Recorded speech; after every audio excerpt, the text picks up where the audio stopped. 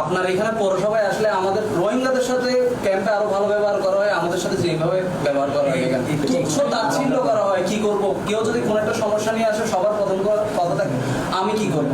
Message, আপনি হত্যা করতে এখানকার, আপনি এখানকার কর্মকর্তা, আপনার কথায় আপনার চেয়ারের আন্ডারে সবগুলা সবাই চলে, আপনার কথায় সবাই চলে। বাংলাদেশের একটা স্পষ্ট মেসেজ আপনার পক্ষ থেকে যাওয়া উচিত যে কি বাংলাদেশের বেকারের অভাব নাই। আপনি একটা পাবলিক সার্ভিসে আসছেন, পাবলিককে যদি আপনি প্রপার সার্ভিস দিতে না পারেন তাহলে চেয়ার ছেড়ে দেন বা এই দায়িত্ব ছেড়ে দেন।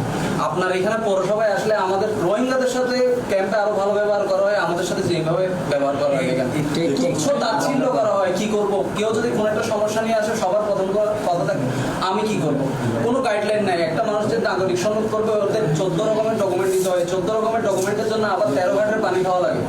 সবকিছু এসে সবগুলো যখন এসে আমি এখানে আপনার ফাইলে জমা দিব তখন আমার প্রশ্ন কথা শুনতে কি আমি কি করবো, এটা ওই টেবিলে